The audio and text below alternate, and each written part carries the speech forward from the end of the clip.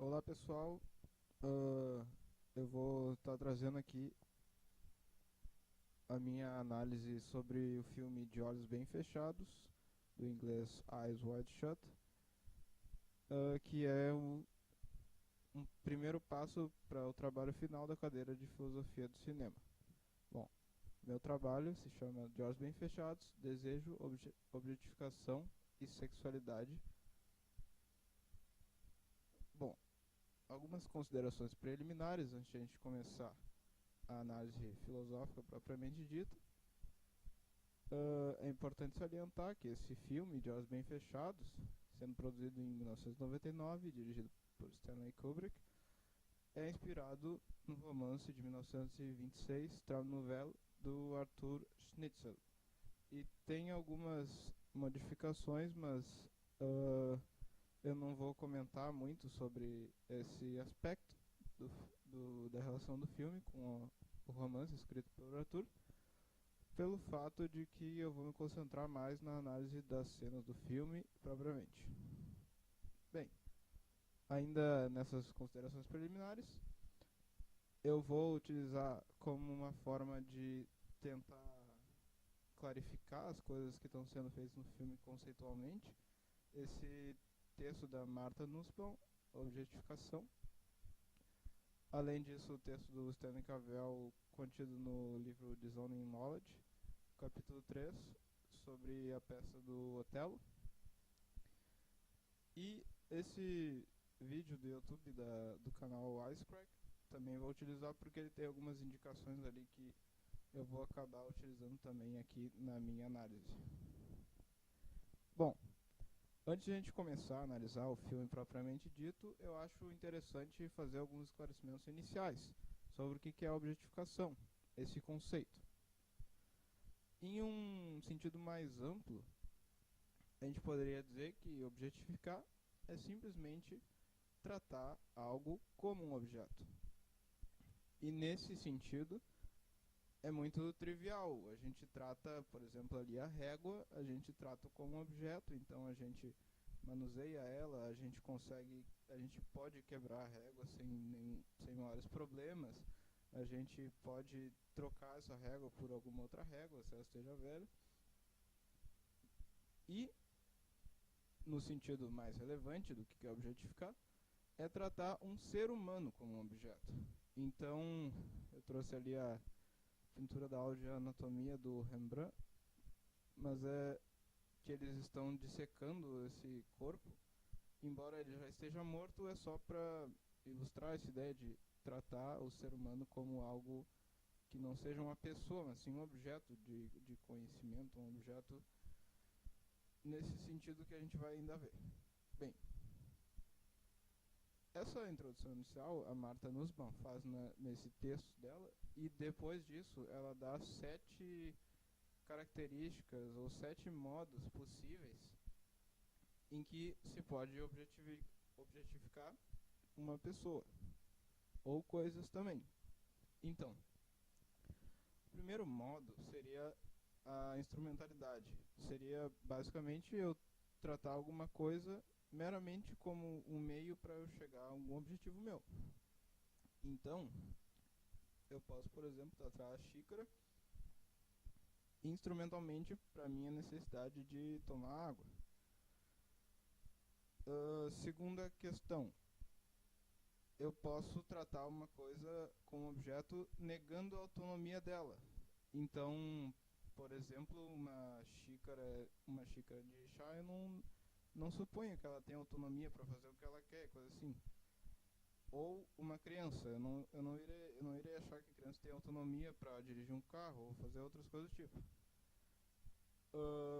Passividade. A terceira característica seria passividade, que eu posso tratar algo como objeto no sentido de eu achar que ele é uma coisa passiva. Então, objetos normalmente são passivos, né? Fora aquelas máquinas que conseguem aprender, a maioria dos objetos não interage com as pessoas que estão usando esses objetos. Dispensabilidade. Os objetos normalmente são dispensáveis. Por exemplo, se eu tenho uma régua, eu posso trocar ela por outra. Se eu tenho um relógio, eu posso trocar por outro. E algumas exceções são, por exemplo, quadros ou pinturas muito valiosas, são, são algo que não é dispensável, não é trocável por outra coisa. Que nesse caso o termo é fungibility, mas eu escolhi trazer por dispensabilidade porque acho que no português captura melhor. Quinto modo possível, a violabilidade. Então, alguns objetos nós podemos violar, sem que isso cause maiores problemas. Sexto modo possível é a posse. De fato, a maioria dos objetos, pelo menos artefatos, são possuídos por pessoas.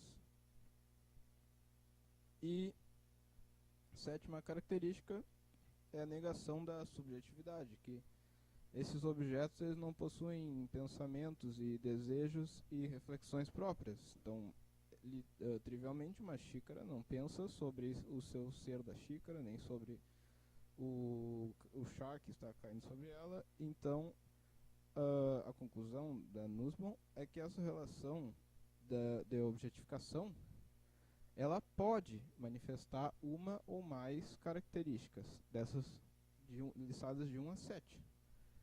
Mas essas características são conceitualmente independentes. Então eu posso possuir um objeto sem que isso me dê direito para violar ele. Por exemplo, um quadro. Eu possuo um quadro sem que isso talvez me dê direito a violá-lo.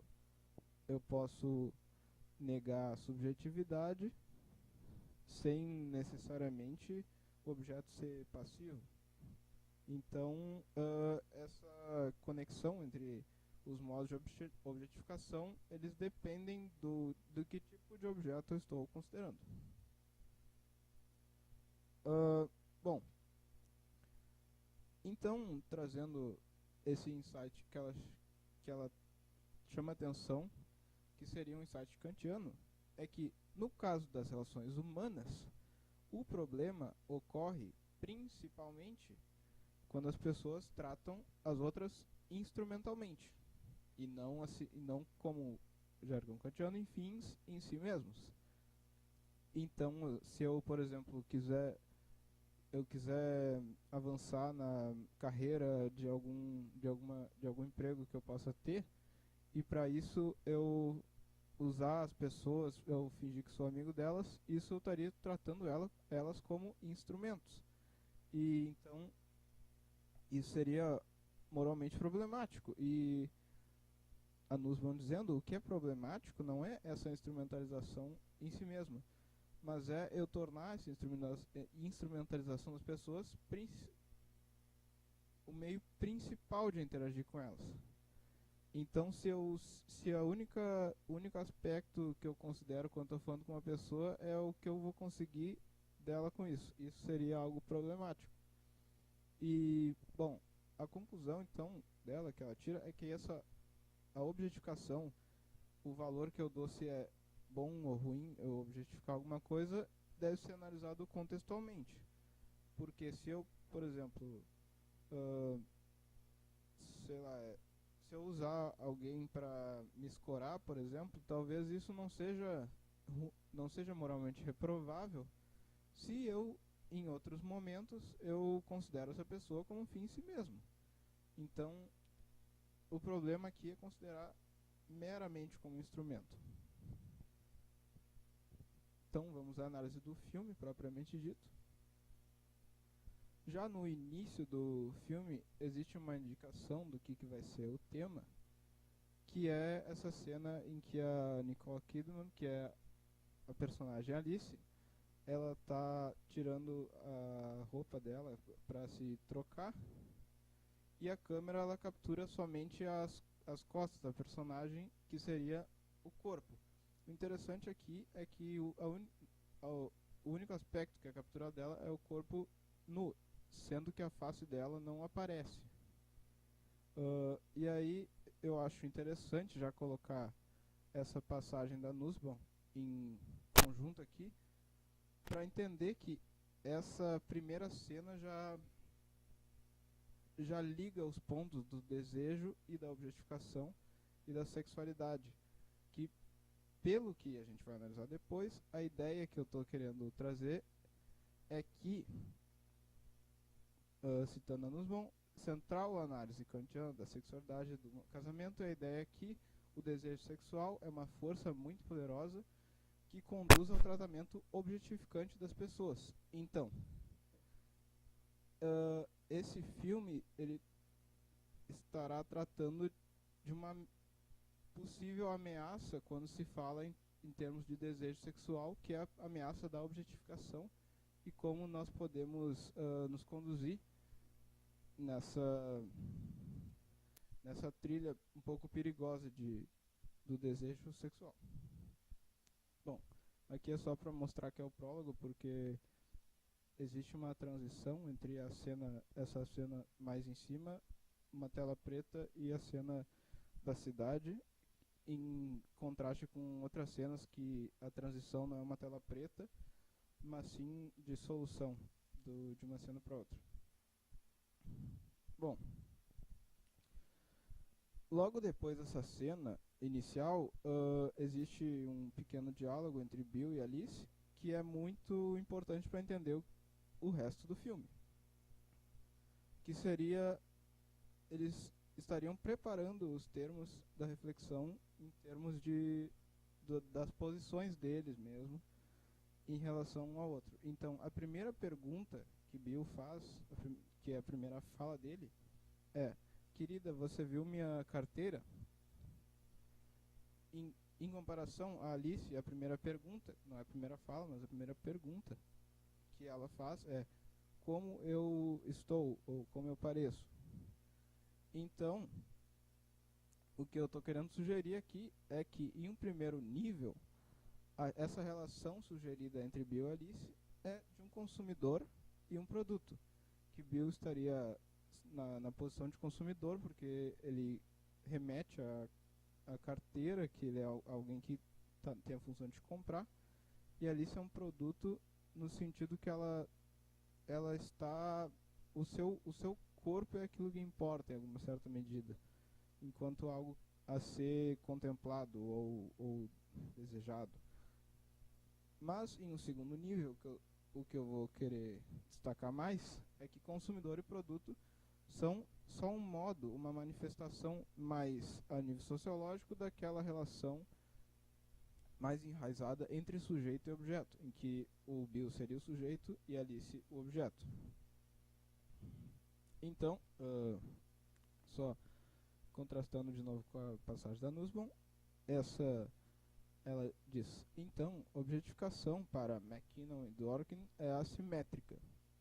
De um lado é o objetificador, de outro lado o voluntário para o status de objeto, que seria o sujeito e o objeto, no que eu estou querendo dizer aqui. Algumas evidências posteriores sobre essa relação consumidor e produto ou sujeito-objeto é que nestas primeiras cenas em que a gente está ainda conhecendo Bill e Alice, as conversas com Alice e as conversas com Bill são muito marcadas por assim, quando vem Alice e falam: como tu está bonita, ou como tu está bem, e as conversas de Bill giram em torno do fato de que ele é um médico, da profissão que ele tem. Então eu trouxe aqui alguns diálogos. Primeiro, do lado do Bill, o motorista que vai levar eles para a festa pergunta: você pode assinar isso, doutor? Coloca ali doutor e não Bill. O Ziegler, que é aquele que está dando a festa, pergunta. A primeira coisa que ele pergunta ao Bill é algo relacionado à medicina, que ele indicou um osteopata. E em terceiro, uma modelo que ele está falando pergunta: você sabe o que é tão bom ou legal sobre médicos?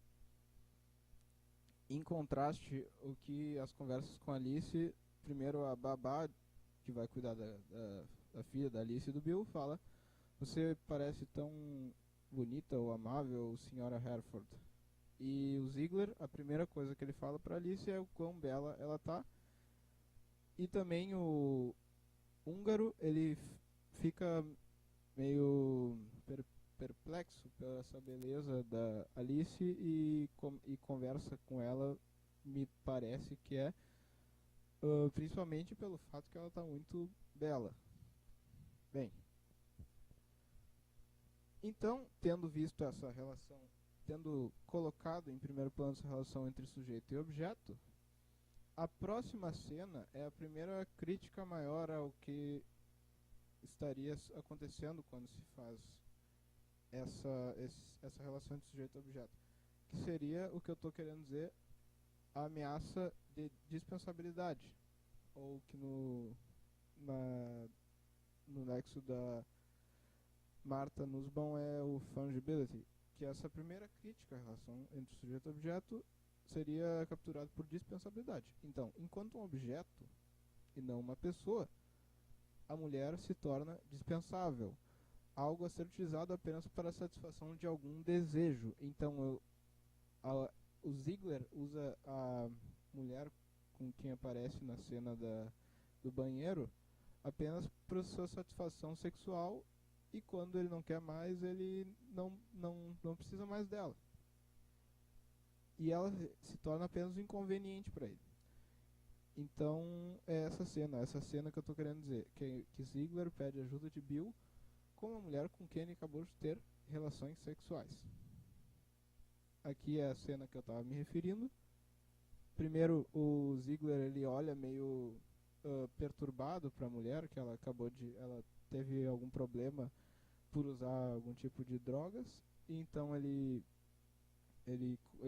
chama o Bill, ele vem ali e, como biomédico, ele começa a analisar ali a Ross e tentar trazer ela de volta, algo do tipo.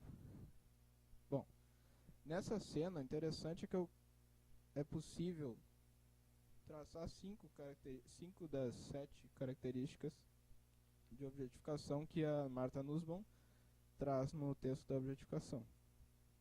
Primeiro, a mulher, Ross, está sendo tratada instrumentalmente, porque ela é simplesmente um instrumento de satisfação sexual, pelo Ziegler. Em segundo lugar, é a negação da autonomia da Ross, porque em uma fala, Ziegler trata Ross como uma criança quando ele fala "Hey kiddo", que seria uma alusão a criança, ou não sei, mas é relacionado a uma pessoa imatura, alguma coisa do tipo, tentando ilustrar essa negação da autonomia. Terceiro lugar seria essa passividade, que a mulher está literalmente deitada ali, não consegue agir por conta própria, ela precisa de ajuda médica. Em quarto lugar, ela está sendo tratada como objeto do ponto de vista da violabilidade, porque ela está inteiramente vulnerável para ser atacada por qualquer tipo de agressão que seja sexual ou qualquer tipo dessa agressão, porque ela acabou de ter uma overdose, parece. E em quinto lugar, é a negação da subjetividade de Ross, pelo fato de que quando a gente chega ali no banheiro, ela está beirando desmaio. Então, isso indica que ela provavelmente teve relações sexuais com Ziegler nesse estado meio inconsciente ou semiconsciente. Um segundo aspecto dessa cena que parece interessante é a ameaça de planificação ou negação da subjetividade, só que dessa vez por parte do médico, do Bill. Então, como um médico, né, o Bill deve adotar essa postura que eu chamei de atitude planificada, que ele deve considerar a mulher diante de si como um objeto físico. Isto é, um organismo que deve ser considerado fisiologicamente e anatomicamente. Então, o Bill, a primeira coisa que ele faz quando ele entra, ele bota a mão no pescoço da mulher, vê se ela está batendo aqui o sangue, ele vê os olhos dela e coisa assim. Então, ele está considerando aspectos físicos, de maneira mais geral, sobre aquele corpo. E não aspectos emocionais, ou desejo do interior, são deixados de lado.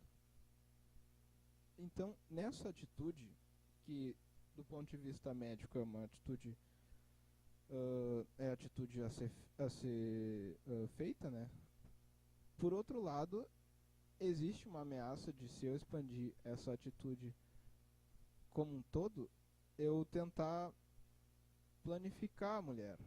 Então, isso é indicado um pouco pela associação entre a mulher no quadro, que aparece um quadro no banheiro nessa cena, uma mulher nua, deitada assim, voltada pro pintor. Então existe a associação entre essa mulher e a mulher deitada no banheiro. E o que eu estou interpretando aqui é que parece indicar uma certa bidimensionalização da mulher. E o que seria essa bidimensionalização? Seria ela estar de uma vez só apresentada como um todo. Então não existe nada atrás que seria os desejos, a vida interior, conflitos emocionais. Nada disso existe porque ela é planificada, ou seja, tudo é apresentado ao mesmo tempo numa estrutura da aparência sem que nada esteja escondido. Bom, então temos introduzido a esse modo defectivo por conta dessas ameaças que eu acabei de comentar, da relação entre consumidor e produto.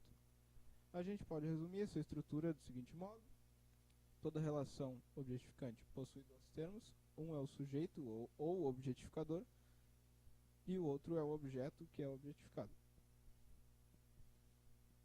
E uma questão a ser notada, um ponto, é que se essa relação é a principal entre duas pessoas, isso significa que o objeto da relação depende do sujeito para se tornar algo.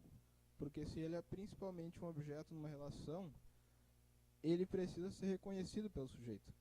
E isso fica claro na primeira cena também, voltando para a primeira cena, em que a Alice pergunta como eu estou, e o Bill ele nem olha para ela, mas fala, tu tá muito bem, e ela, o meu cabelo tá legal, tá ok? Ele, perfeito, e ela, você não está nem olhando para ele. Então, enquanto participante dessa relação sujeito-objeto, a Alice parece precisar de uma validação do sujeito para se tornar algo importante, algo relevante nessa relação. Bom, mas então o que acontece algumas cenas depois é que a pessoa que ocupava o lugar do objeto da relação, que é a Alice, ela começa a se dar conta de que ela está numa relação objetificante, uma relação que ela é o objeto. E ela toma consciência dessa posição, primeiro planificada e também dispensável, que ela está com o Bill. E essa cena aqui é que captura melhor essa tomada de consciência dela. Porque ela se olha no espelho, então o Bill chega ali e eles começam a ter relação sexual.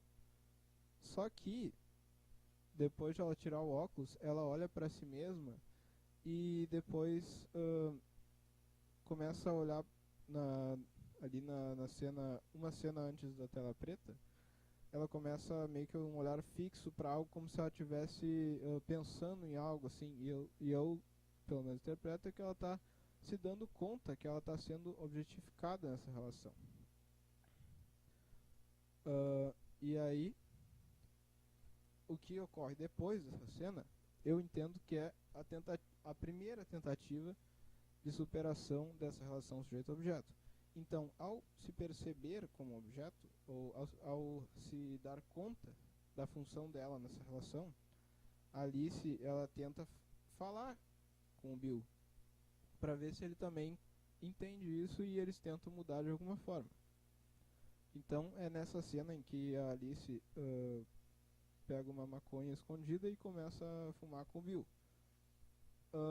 Mas essa conversa não é frutífera e eles acabam discutindo, e ela simplesmente confirma que o Bill vê ela como um objeto.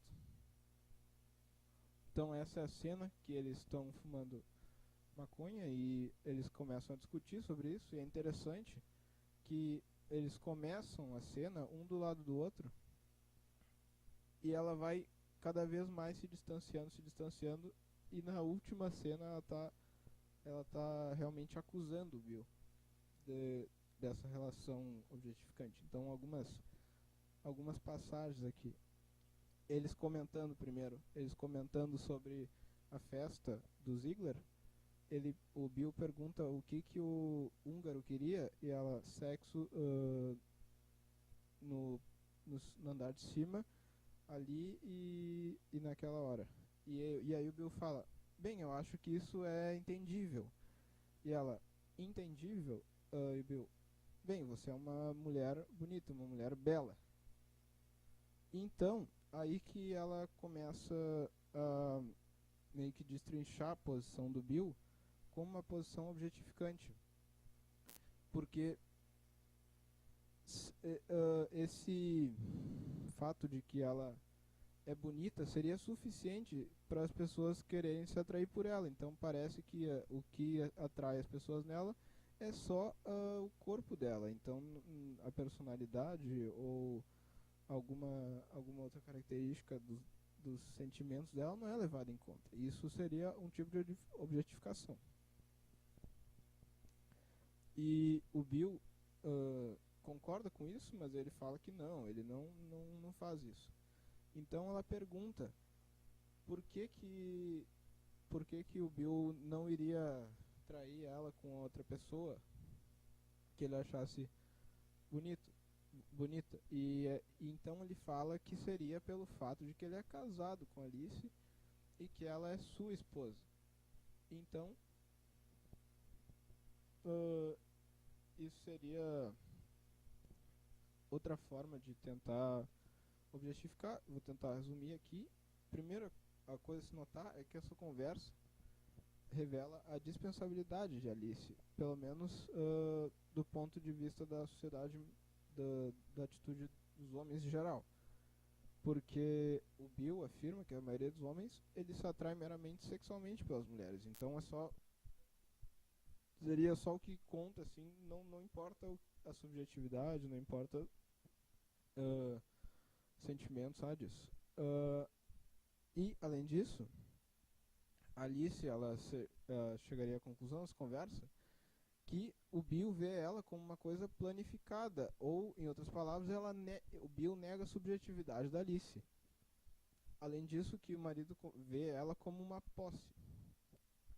E o motivo principal disso é que Bill afirma que nunca teve ciúmes de Alice, porque ela é sua esposa. Então, em primeiro lugar, o Bill nunca teve ciúmes da Alice, significa que ele não aceita que... Não é que não aceita, ele não reconhece que Alice tem desejos e que pode ter muitos sentimentos por trás do comportamento, simplesmente. E além disso, a justificativa dele é que ela é sua esposa, então é porque ela é sua posse que ela não vai trair. Então seria, eu tenho um objeto que é meu e ele tá dado para mim de maneira trivial, então ele nunca vai tentar algo que não condiz com o que ele é feito, porque ele seria um objeto. Acho que esse é o resumo. E tem uma passagem do Cavell que eu acho que colocar em concomitância aqui é interessante, que ele fala.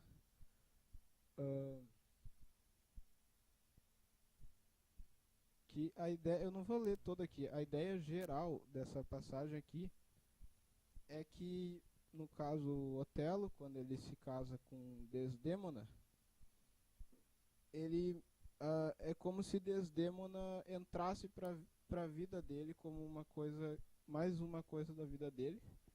E como ele é ele é o pureza ou perfeição, essa ideia de perfeição e pureza, as coisas que ele tem também são assim. Então a Desdémona seria pura, ou ele quer considerar ela pura. E eu acho que é mais ou menos isso que está acontecendo aqui. O Bill, como é casado com a Alice, ele vê a Alice como uma posse sua e nesse sentido deve corresponder àquilo que ah, ele espera de si mesmo, que é fidelidade incondicional e perfeição moral. Acho que é essa a sugestão. Outra, outra parte dessa conversa de Alice e Bill é quando a Alice ela comenta sobre a relação de Bill com os seus pacientes, porque uma parte significativa do trabalho do Bill é examinar as pacientes e elas têm que ficar nuas, ele tem que tocar nessas pacientes e a Alice pergunta se ele nunca sentiu nada quando estava tocando essas mulheres. E Bill responde que não, porque ele está sendo profissional ali, ele simplesmente está adotando uma atitude médica.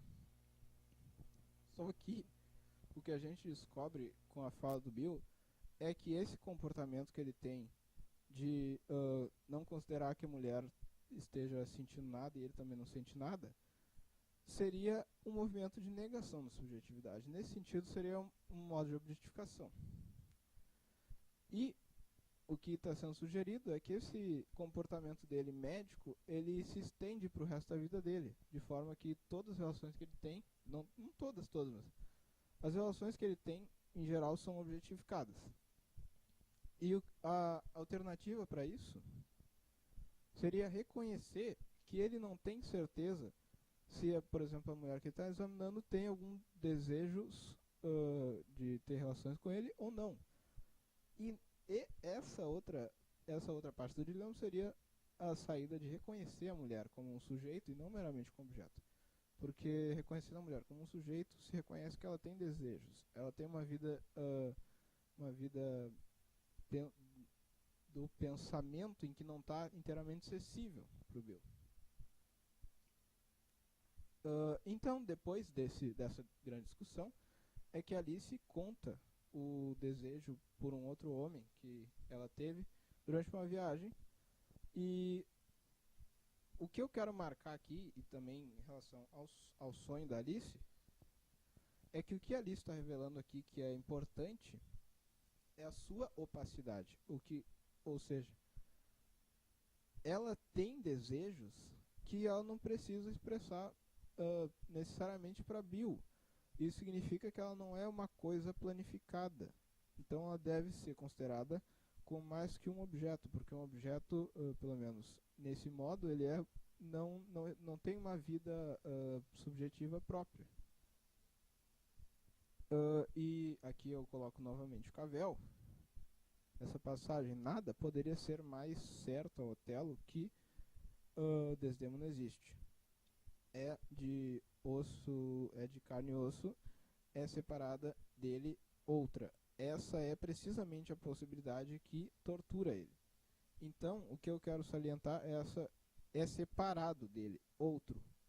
Essa possibilidade de que Alice é algo separado de Bill e outro, e portanto não é inteiramente acessível, é algo que Bill não está querendo aceitar, não quer reconhecer isso. Essa possibilidade também parece torturar Bill.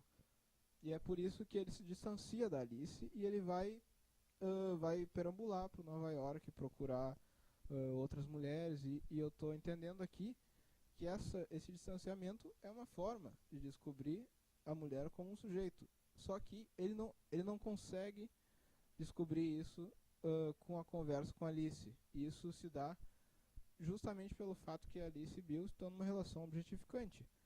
Porque, enquanto objeto, a Alice nunca iria convencer o Bill. Porque se ele fosse convencido por ela, ele já estaria tratando a Alice como um sujeito e não como um objeto. Porque as únicas coisas que podem nos convencer a algo por meio de argumentos são pessoas, não objetos.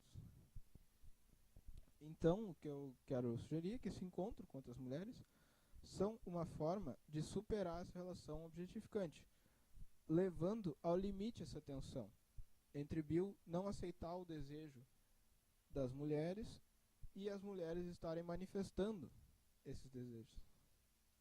A primeira cena em que isso ocorre é com a filha do paciente que morre. E Bill aqui, ele ainda tenta explicar de forma objetificante o que está acontecendo. Então, a mulher, ela se declara para ele, fala que ama ele muito, e ele, mesmo assim, ele não reconhece que possa ter havido um desejo genuíno dela. Ele fala, tu está muito mal, que o teu pai acabou de morrer, então tu tá um pouco confusa, eu entendo. Então aqui ele ainda está tentando objetificar. Uma segunda cena é essa da pessoa, eu acho, não sei se é prostituta, mas parece ser, que ela encontra Bill na rua e pergunta se ele não quer ir para casa dela. Então eles vão começar a ter relações sexuais, mas a esposa do Bill liga para ele e ele vê que ele não está fazendo algo certo e ele tenta. O importante aqui é que ele tenta pagar ela pelo serviço que ela ia fazer, só que ela de uma primeira vez ela não aceita, e isso não isso parece revelar que ela tem um desejo genuíno por Bill. Só que Bill insiste em pagar ela, então ele ainda está confuso sobre a relação sujeito-objeto. E ele ainda quer afirmar que ele trata os outros como objetos, porque eu insistir em pagar para ter relações sexuais significa que eu estou tratando essa pessoa como uma commodity, que ela é dispensável, eu podia ir em outro lugar e com o mesmo dinheiro conseguir a mesma coisa. E a terceira cena, que eu acho que é quando tem a virada realmente, claro que é muito gradual, mas eu acho que é nesse ponto que tem a virada, em que Bill vai procurar vai na loja de fantasias, e ele encontra essa menina, parece ter uns 15, 16 anos, aparentemente tendo relações com esses dois velhos asiáticos. E essa menina, ela, depois de ser descoberta pelo pai, ela vai até o Bill e também parece ter um tom muito sexual no comportamento dela. E ele parece já estar consciente disso, então ele já está começando a superar essa relação sujeito-objeto e está começando a ver a mulher como um ser de desejos e de vida interior. Bom, então depois de passar por essa jornada formativa, existe esse conjunto de cenas que se passa na casa em que há um culto secreto. Eu confesso que essa minha leitura, o ponto fraco dela é essa cena, porque eu não trato dessa cena em detalhes. Mas o que eu quero resumir aqui é que essas cenas orgiásticas na casa do culto, elas funcionam como o caso limite da relação sujeito-objeto, que é quando a identidade do sujeito e a identidade do objeto é reduzida à função de ser sujeito ou ser objeto na relação de sujeito-objeto. Então, todos usam máscaras nessa casa, justamente para ninguém ser individuado por outras coisas senão que é um homem que vai ali para ter relações com uma mulher e está ali pelo corpo das mulheres. E não só no caso das relações heterossexuais, mas também nas outras relações isso funciona, porque nesse culto aparece alguns homens tendo relação sexual e umas mulheres também. E é nesse cenário que eu quero indicar que Bill estaria acordando do seu sonho, porque ele encontra uma mulher mascarada que quer tentar ajudar o Bill a fugir daquele lugar, que ele não pode ficar ali, senão ele vai acontecer algo muito ruim com ele. E ele ficou o tempo todo querendo saber quem é essa mulher. Ele fica perguntando, quem é você, quem é você? E isso significaria que ele não quer mais simplesmente estar nessa relação sujeito-objeto com outras pessoas. Ele realmente quer saber quem é a pessoa que está ali. E outra questão é que ele tem de retirar a máscara ao final dessa cena, porque ele é descoberto. E retirada da máscara seria ele também saindo dessa relação sujeito-objeto, ele manifestando sua individualidade como sujeito. Bom, então o fato é que Bill teve que passar por essa jornada fora do comum para superar essa relação objetificante. E isso está sugerindo, então, que essas dificuldades que estão no cotidiano pelo fato de relações defectivas ou relações não fundamentais, essas dificuldades são difíceis de se enxergar quando a gente está envolvido nelas. E para a gente conseguir perceber os problemas dessas relações, a gente precisa meio que estender a realidade até os seus casos limites. Então, é só na mansão, em que é um caso limite da sociedade, em que cada pessoa é reduzida ao modo de ser de sujeito a objeto, é que se pode entender essa relação defectiva. Eu não tenho muita certeza, mas talvez seja equivalente à função dos jogos de linguagem na filosofia do Wittgenstein, que parece ser a função desses jogos de linguagem é exagerar alguns aspectos da linguagem para a gente se dar conta deles. Bom, depois eu falo do doppelganger, mas primeiramente, então, Bill reconheceu a mulher como um ser capaz de desejar. E o que isso implica? Em primeiro lugar, isso implica a possibilidade de opacidade das motivações. Ou seja, é possível que a mulher deseje coisas que o Bill nunca tem certeza disso.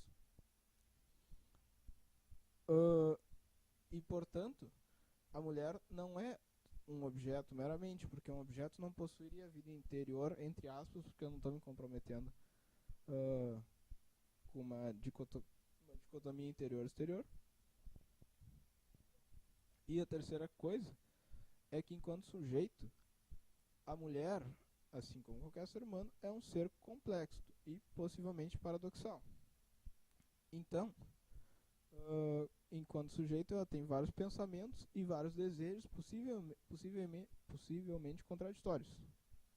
E o que eu estou querendo dizer com doppelganger aqui? Bom, primeiramente, tem esse aspecto estilístico dos filmes do Stanley Kubrick, que ele usa muito esse estilo de colocar imagens duplas. Então, tem duas modelos que vão abordar Bill.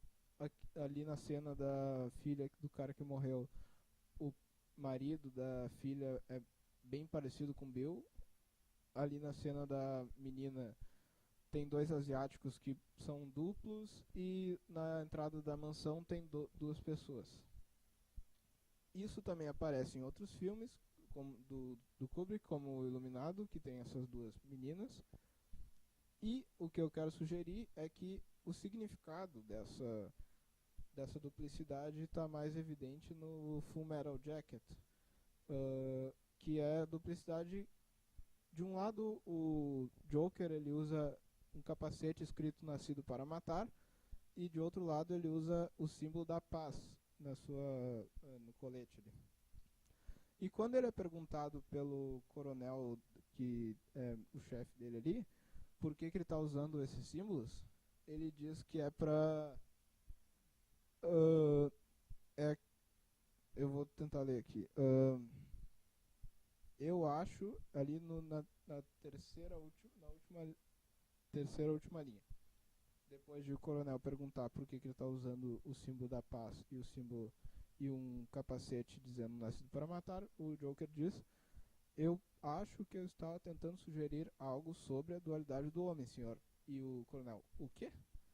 Joker: "A dualidade do homem, a coisa junguiana, senhor." Bom, então acho que esses exemplos de duplos, o que eles estão querendo sugerir é essa natureza complexa e possivelmente paradoxal do ser humano. Bom, em resumo, então, reconhecer o desejo da mulher envolve aqui também reconhecer como ela sendo não inteiramente acessível. Porque ela pode desejar coisas, e isso é algo que ela deseja em sentimentos, emoções, e ela não precisa expressar eles necessariamente. Então, pode existir uma dualidade entre comportamento e desejo. Ou seja, a pessoa não é planificada no sentido de tudo estar apresentado de uma vez só para as pessoas saberem.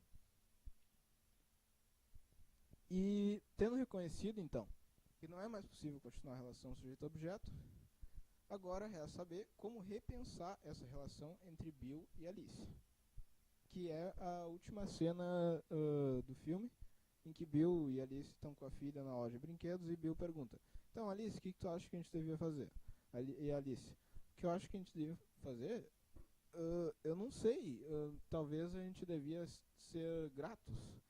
E por que eu acho que ela está querendo dizer? O que ela está querendo dizer com a gente devia ser grato? Nós deveríamos ser gratos. É porque eles conseguiram superar essa relação sujeito-objeto. Embora ainda não tenham nenhuma resposta, eles conseguiram superar. E é essa cena aqui que eu me refiro. Bom, então depois desse diálogo inicial, eles têm esse diálogo mais longo, que é o que eu acho que é o mais interessante do filme, que o Bill pergunta: você está segura disso? E ela: eu estou segura. Apenas tão segura quanto eu estou de que a realidade de uma noite ou de uma vida inteira nunca pode ser a verdade inteira. E Bill: e nenhum sonho é sempre um sonho. E Alice: o importante é que nós estamos acordados agora. E eu espero por um longo tempo. E Bill: para sempre? Alice: para sempre. Para sempre? E Bill: para sempre. E Alice: não vamos usar essa palavra, ela me assusta. Então, depois a Alice fala que eles têm algo muito importante para fazer, que é ter relações sexuais. Bom, como é que eu estou entendendo essa passagem aqui?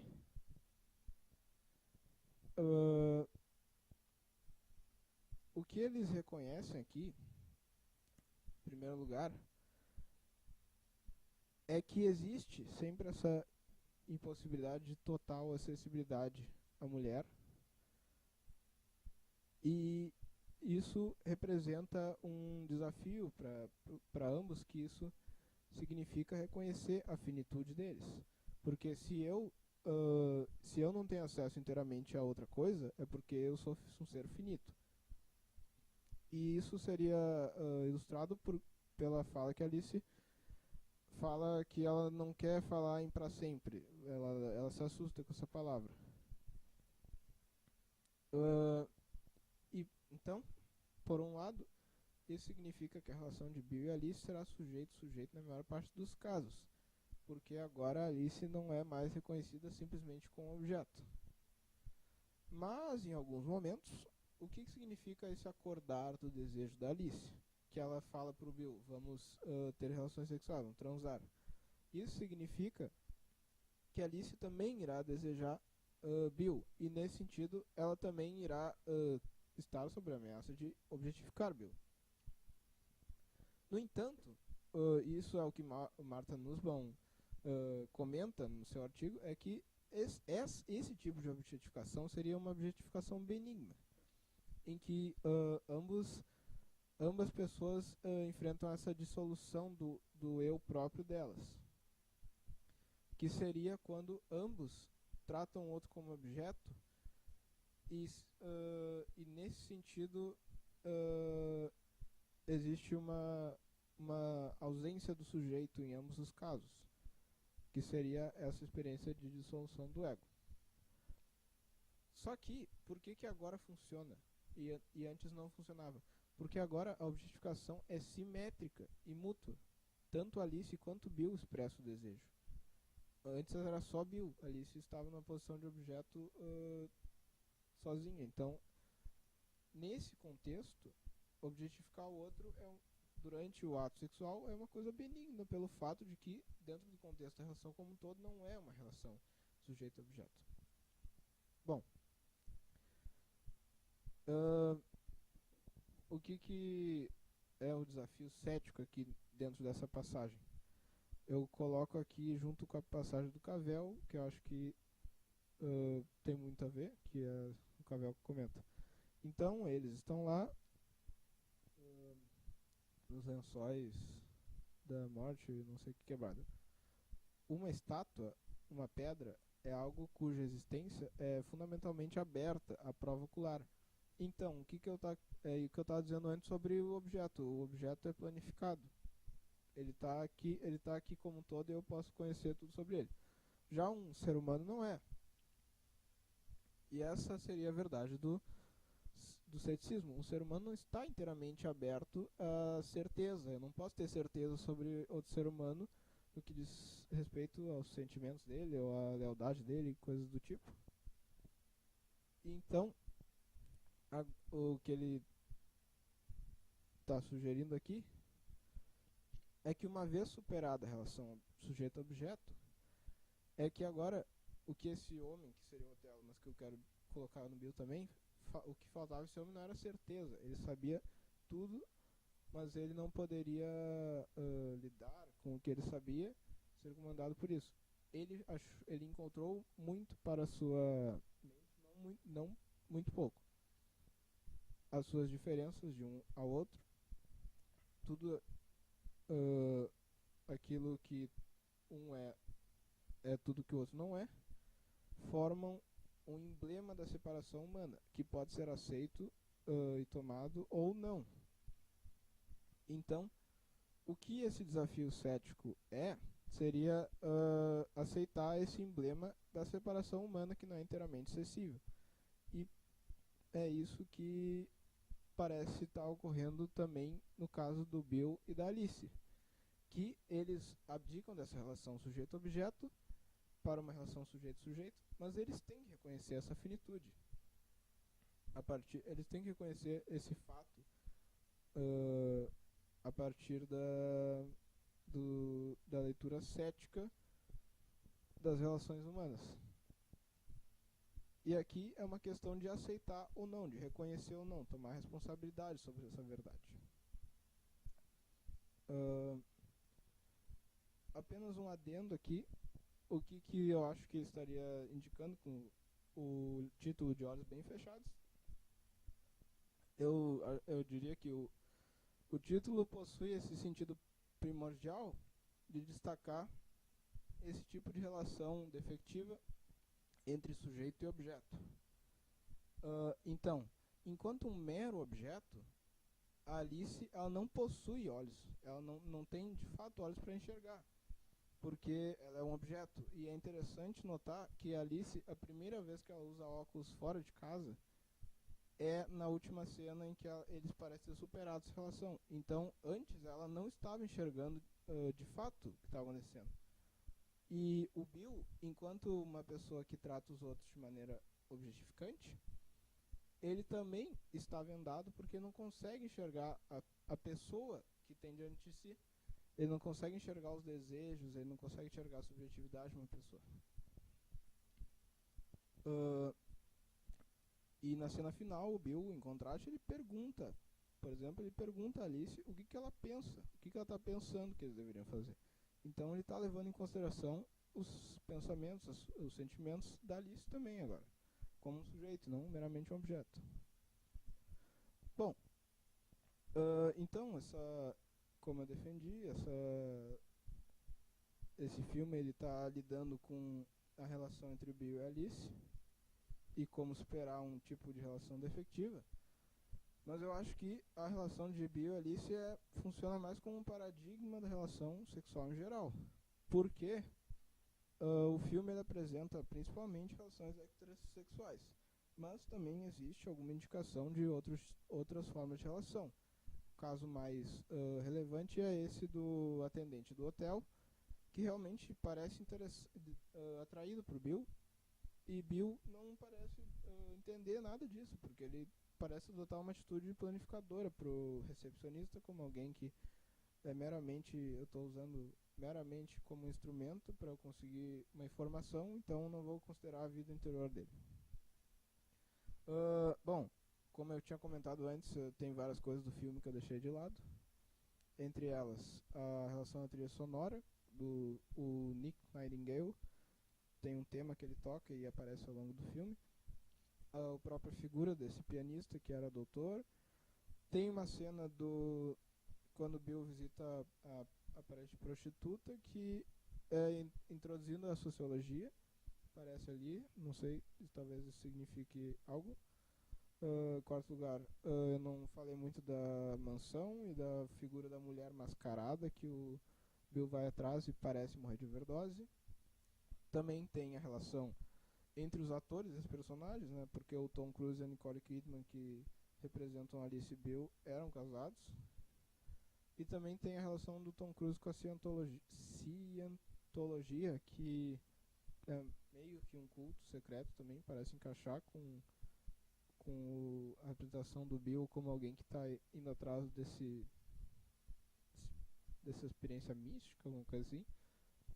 E finalmente a relação entre o romance inspirado no filme e o romance sobre o qual o filme se inspirou e o filme em si. Então eu acho que era isso. Muito obrigado e ficarei esperando.